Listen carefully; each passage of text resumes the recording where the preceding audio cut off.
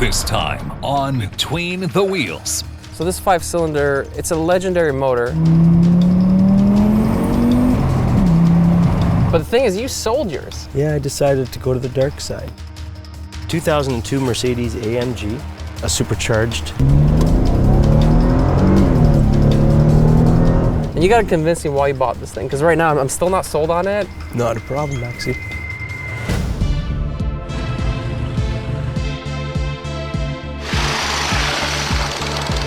Just 6 years old.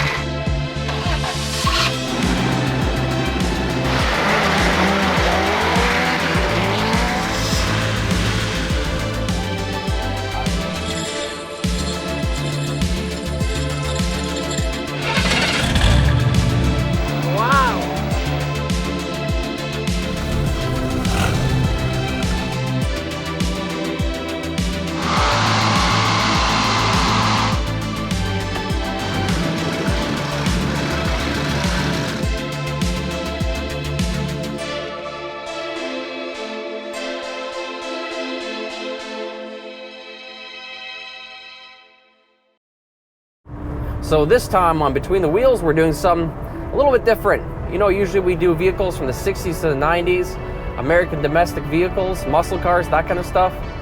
And we do cars with crazy backstories and whatnot. Well, this time we're doing none of that. We're doing a Mercedes from 2002. Now, let me tell you exactly which model it is. It is a C32 AMG W203. And I don't know what the hell that means. Honestly, it sounds like a motor oil, and I'm sure a lot of you have never heard of it either. And on top of that, the owner's only had it for 2 years. So you're probably wondering, why the hell are we gonna go see a Mercedes from 2002 with almost no history on it? Well, the thing is, the owner of this vehicle is a really good friend of mine. I haven't seen him in 3 years. He used to own a 5-cylinder Audi Quattro from the 90s. And anybody that knows me knows I'm pretty passionate about these vehicles. I got one myself. And he put a lot of money into it. He souped it up. He did all this stuff. And then he sold it. I remember him messaging me this. I'm like, what the hell, dude? Why did you do that? Like, you just sold a legendary vehicle and bought a friggin' Mercedes? So obviously I was a little upset because I love these vehicles. And that's the whole point of this episode. You know, every episode is a little bit different. Well, this one's going to be pretty different because the thing is, I'm going to go meet up with Mark. We're going to have ourselves a little barbecue, catch up, and he's got to convince me why the hell he bought this thing, because right now, I'm a little upset about it. Let's go.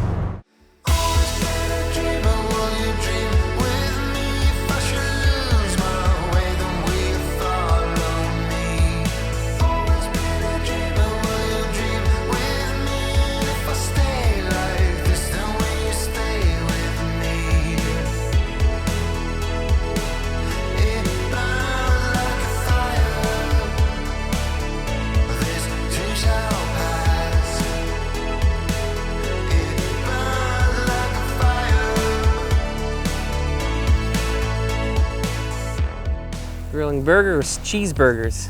Look at those dirty things cooking up nice healthy burgers. I mean, we are killing every single kind of...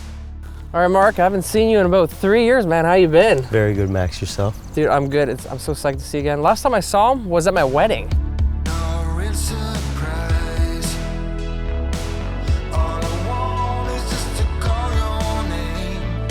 First of all, I gotta thank you because he was actually the one that convinced me to get married. So I was going out with somebody for several years and we would come into his auto shop. So he's a mechanic and we get work done. And he was always like, Maxie, you gotta ask the question. Gotta jump on that. You gotta jump on that, you know, you gotta do that, you gotta have a kid. And that's what I did, man. So like, I never got to thank you for it. You're welcome. It's not like I need to help you in any way. That's cool, man. I appreciate it. I'm a very lucky guy. I'm married. You know, I love my life, and it's because people like you, man, that motivate me to do the right thing. So, thank you. But I'm happy on the show for another reason today. So, yeah. First of all, we have something in common. We both at one point had the same vehicles, similar vehicles. These are Audi Quattros from the 90s. C4 Audi. C4 Audi produced 1992 to 1997. That's right. And what is so special about these cars? Their heart, the plant, the engine. The engine, right? The 5-cylinder motor.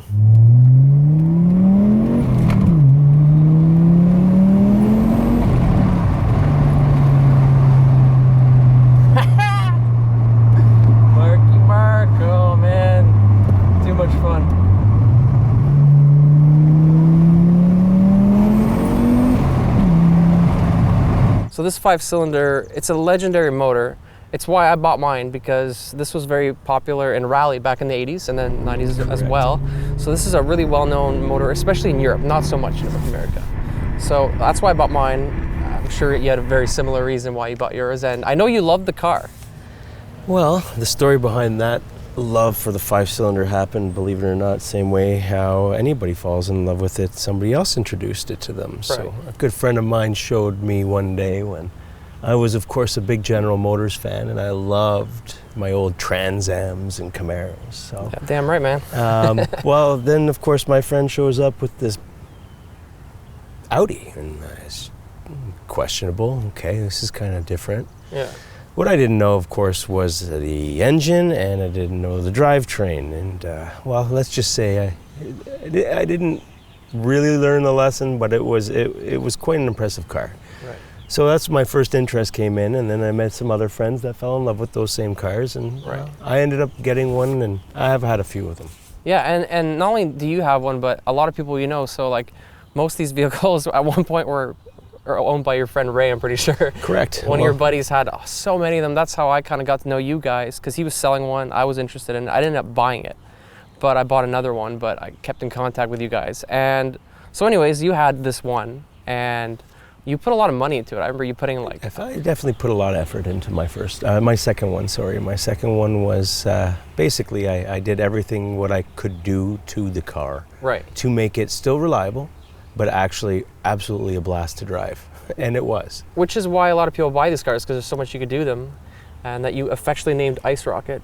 No, that was not me. That was Raymond. That was Raymond's? Raymond's was Ice Rocket. Oh, I thought yours was Ice Rocket. I didn't have any personal plates for mine. I've been contemplating on getting one now for the other car, but I definitely never put a personalized plate because it was already obnoxious enough. I didn't need to put a plate on it to be more obnoxious. So you had one, and anybody I know that has these keeps them.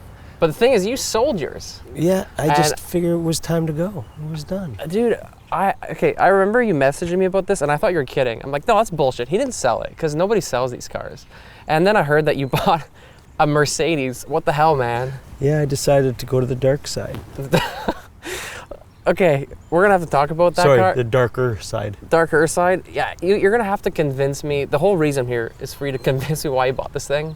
Because I hear Mercedes over Audi, I'm like, dude, I don't know. You're really gonna have to convince me on it. So that's the main reason why we're here today. My analogy for my purpose or my choice was that I had a car that was a beautiful car to play with in the winter. Right. Which was a shame.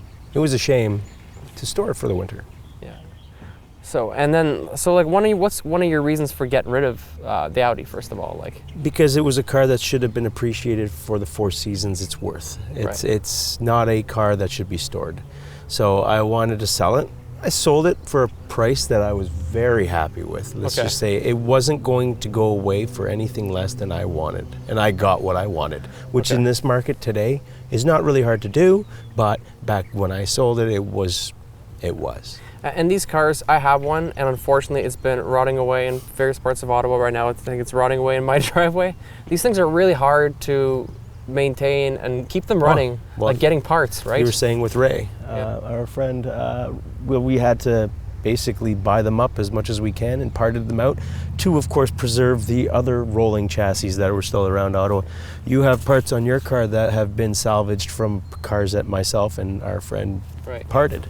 So there's only a few of these left. Oh, maybe not a few. There's a little more left around town, but not many. So keeping these Not too many are around anymore. Right. Wow. But what we're gonna do is we're actually gonna go to your Mercedes. We're gonna go take a look at it, and you gotta convince me why you bought this thing. Because right now I'm still not sold on it. I don't know. I've never been a Mercedes fan, but I'm open-minded. So you gotta educate me.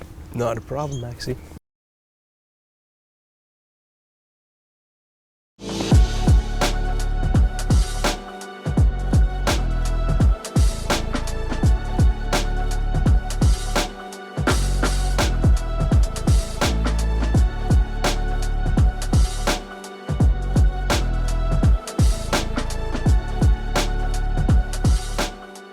All right, Mark, so what am I looking at here? 2002 Mercedes AMG. It is a C32. It is a rear-wheel drive.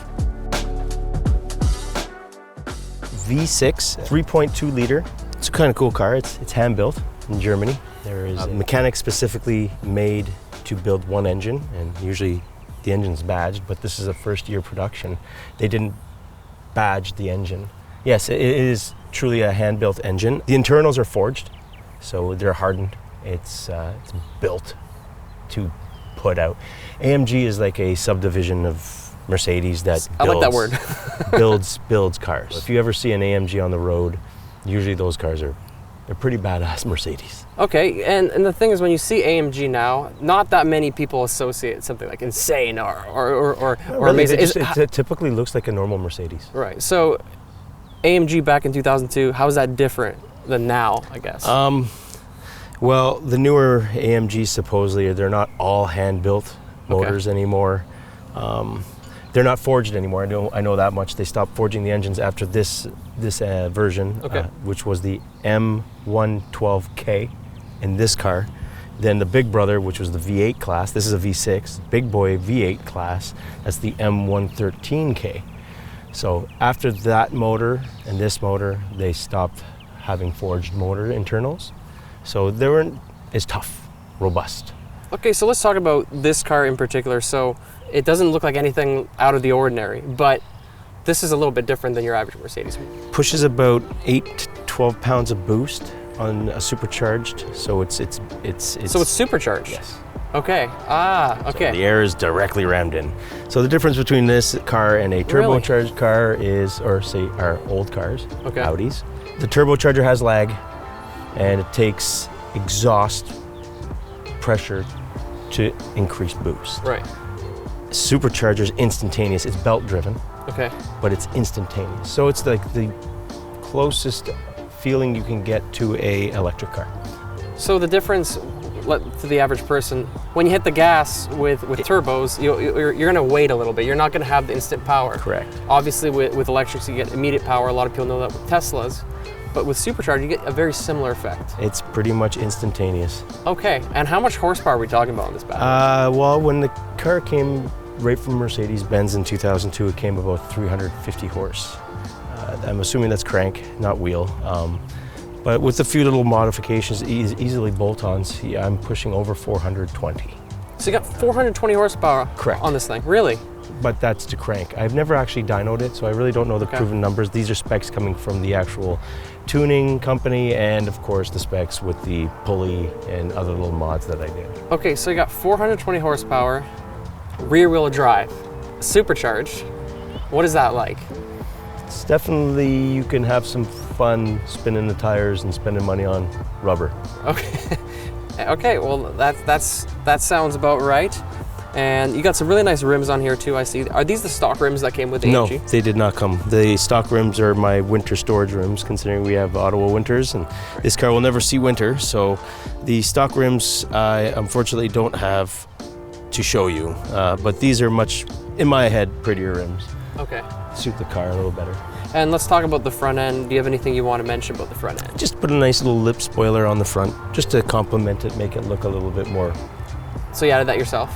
The spoiler I did maybe not even, I'll say about 3 weeks ago. Okay, nice. And let's talk about interior. This has a really nice interior. For some reason, Mercedes has like versions of leather that don't justify quality. But when the AMG, they have like a real leather. It's absolutely amazing. And I see a blue tint here too. It's not like pure black. Yeah, it's got a blue, dark navy blue insert, I guess, as you can see on the back. And this thing looks like it's been lowered. There's no way. This is how high it is. Yeah, it's lowered on Bilstein B16 coilovers. Okay. Now, why would you want a lower car? A lot of people do this. Performance, basically just being able to take that turn and not have body roll. It's just, it's a lot more solid car. Okay. So it's more like I have a go-karting background. These things are like an inch off the ground. So when you're going, you really feel it. For a family sedan, it's a go-kart. Okay. With that much horsepower and with that suspension, it must be a blast to drive this thing. It's enjoyable. We haven't been in this thing yet, but I'm starting to kind of understand your mentality of why you would sell the Audi and get this. We're gonna have to go for a ride, obviously, and so for the average person like myself, when I look at a car like this, it doesn't stand out versus anything else I've seen. It's nice, but it's not like, wow, there's a Charger, there's a Challenger. Most people wouldn't recognize this in the street. It's not meant to stand out. It's meant to stand out looking like a normal, looks like traffic. Right. Is what it's supposed to do. So The S cars were like that too. A lot of people didn't know how quick they are. So I guess there's a similarity there. yes, I made mine very not subtle. Right. Mine was obnoxious as shit. It was. That's the best way to put it. Well, you know what? Let's go take this thing for a ride because I'm dying to find out Let's go do it. what this thing has to offer. All right, Mark, let's take this thing on the road. We got Jen in the back, your girlfriend. Apparently, hell of a driver as well. She's a better driver. She's a better driver than you? Just know how to answer those questions correctly, Max. So how did you end up with a supercharged car if you're the worst driver? That's just what she says, Max. Yeah? Doesn't always mean she's right. Okay, so first thing I notice, other than I'm used to being really high up, so it feels like my ass is on the ground right now, which is really weird because the Bronco's really high in the air. You're gonna feel every single bump in this car. It does feel like a go-kart, kind of, Yeah. but in a good way. It reminds me of the old days. It's very responsive, let's say that much. Okay, cool. You can actually hear a little bit of the supercharger whine too sometimes. This is the first car I've been in that has a supercharger. I've never been in a supercharged car before. No? No. So it's awfully quiet. I didn't do anything to the exhaust. Like I said, my Audi that we were talking about, it was absolutely obnoxious. I couldn't sit here and have a nice conversation with you like I am doing right now. All right.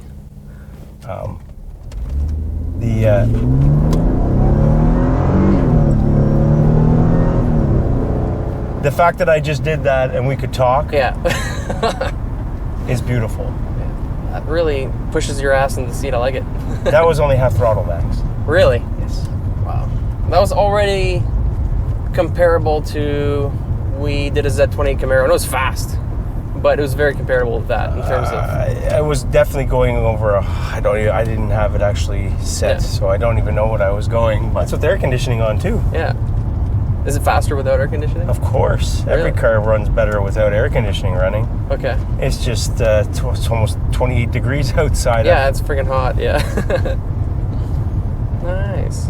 So the car is quiet. Obviously, they did a lot of soundproofing in this. I'm used to driving in very loud cars and can barely talk.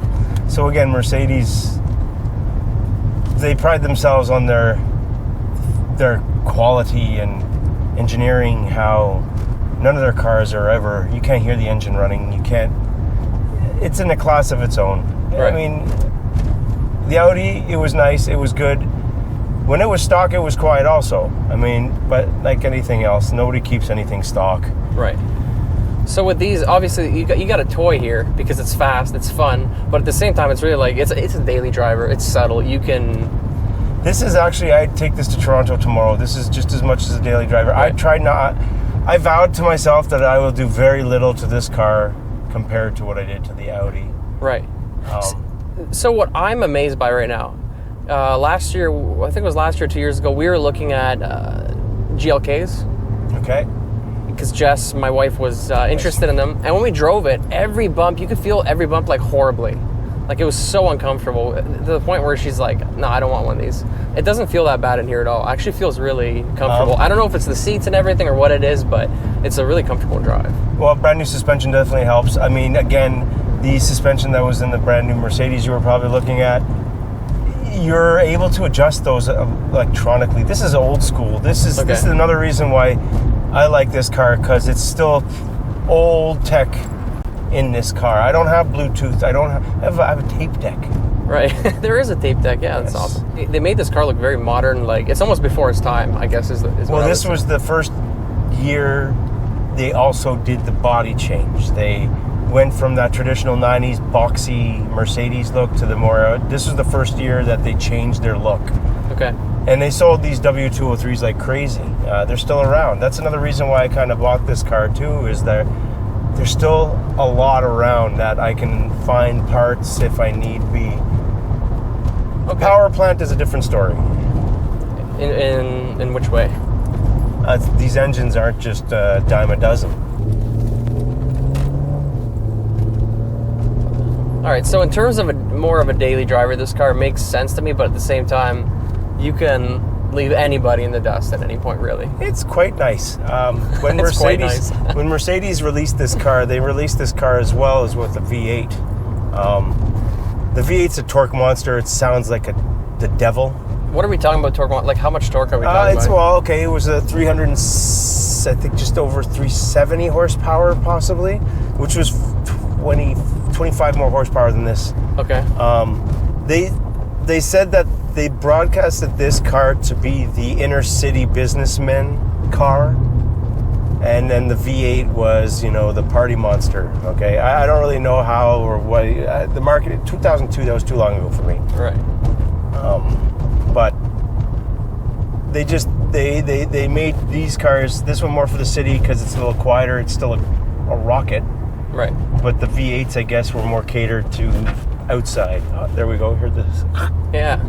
So this car is more, it's more sophisticated power, I guess you could say. It's like Look at it. sophisticated It's driving. nice and quiet. Right. I'm actually having a normal conversation with you. Yeah, I can hear you. Half the time I do drives, I can't hear the other person because there's so much noise. There's noise, and their windows are probably down because they're not have the air conditioning. You know, I strive on air conditioning and cruise control. Yeah. My Jen can definitely vouch for me for that. Yeah. Nice. And what kind of fuel mileage do you get? It's terrible. Yeah. I bet. What are we talking here? I'm curious. I've never really looked into it. I mean, when you have these kind of cars, first of all, you said daily driver. I try not to daily drive it. It's more of my weekend warrior, I guess. But you could daily drive it as well. Oh yeah, there's no problems. I just the way I look at not it. to, obviously. The mileage on the thing, it has 135,000 kilometers. It's not even broken in. I've looked at forums online and people having 250,000 plus miles on theirs, and wow. That makes me happy. It means that I'm gonna have this. I could have this thing a long time. So you're saying like a lot of these engines can hit 400k easily, whereas the five cylinder just as good. Yeah, we're very similar. So every single engine I've ever owned, personally, I've owned, as in not given to me like a hand-me-down car like when I was younger. But every engine I've ever owned, I've always researched the engine. I really looked around. What the engine can do, because I don't want to buy a lemon. Nobody wants to buy a lemon, but I wanted to buy a good daily, which would be my diesel, Volkswagen Jetta ALH engine diesel. I got 450,000 K on it. Still got it. Yeah, it's rusted to hell, but that's Ottawa life. Right. That's true. Yeah, we get really bad winters here, so it's not worth having a nice car. I have a nice car. I'm driving it right now. Yeah. Well, during the winter, you're obviously not driving this thing. You were saying 5-cylinder. 5-cylinder is a great car, but I ended up buying a Volvo V70R for my winter car. Right. And it's honestly probably one of the best cars I've ever had. Yeah, because you still have that 5-cylinder. Is that what all-wheel drive? That's all-wheel drive too. It is. So it's nice. I can give it to Jennifer if she needs to be safe. If it's a blizzard coming, it's versatile, man. Wagon. I love wagon life. Wagon life. Wagons are nice. There's a really nice wagon, obviously, in the 90s with the 5-cylinder cars. Yeah, they didn't come to Canada though. RS2. RS2. Sorry. See, that's one of those shitty Broncos. That's a little Bronco. That's a front-wheel drive. That is a 3-cylinder engine. What? How funny is that? Yeah. Gutless little thing. Very gutless. Made in Mexico. Seriously, what's yours then? Michigan. Well, Mark, thanks for giving me a drive. That was fun. No problem, Max. It's nice cars. Always nice to see you. But we're not done yet. We got some. Jen, can you hand me that hat over there? Everybody that's on this show gets one of these bad boys. Swag? You got swag. So yeah, you get to have a Between the Wheels hat. So that is now yours, my friend. Thanks, Max. Might have to adjust it to your head. But yeah, man, it was good having you on the show. Thanks for. It's a pleasure having me on your show. Yes. Yeah, man, it's good. And who knows? There might be other episodes to come. I'm gonna put my wife's Hyundai in next. Okay. All right. What a beauty day. Nothing better than sitting down, having a little drink, enjoying the weather. You know what? Today was really cool. It was really nice to see Mark, catch up with him. And it was really cool learning all that stuff I didn't know. And I hope you guys did too. But I know a lot of you are wondering, what the hell, guys? You use a car with a supercharger, 400 horsepower, rear-wheel drive? No donuts or driving crazy? Well, the thing is, that's not what this show is about. We've done plenty of that on this show, and we're still gonna do it, but that's not what every episode is designed to do. Mark's a smart guy. He's not going to go and destroy his car for no reason. Now, Mark maybe didn't have a big elaborate story behind his car, but he sure as hell had a good reason. I really didn't understand going to this why he would sell such an awesome vehicle and buy that. But now it just makes much more sense. You know, I got one of these too. It's an awesome car, but maintaining this thing, keeping on the road, it's so expensive at this point. Why do you think mine's been parked since 2014? You know, it all makes sense now, and I think it's really cool that Mark was able to educate us on the subject, and now we understand why. I'm not really sure what I'm gonna do with this old girl. You know, she's been sitting here for a while. One day I'm gonna figure out what to do, but today's not that day. Would I sell mine? I don't think so. I'm a little more personally attached, but I understand Mark's point of view. Next time on Between the Wheels. It's a working man's truck. Every given time, this truck always had 300-400 pounds of tools in it. He came through a red stop sign, I KO'd him. Boom, put his car in the graveyard. Still has a bit of pickup to it. Lady cuts right in front of me at a red light, and I hit her. I'm bigger than you, I can cross in front of you. I sent her into the next person in front of her. So you're just wrecking people with this thing, eh? I was gonna buy that bobber, it was 600 bucks. I like how you just modify this thing based on these crazy events. When you're in the old Ram here, you gotta put the hammer down together, put the heel to the steel. You know, I really don't want to test that bumper today.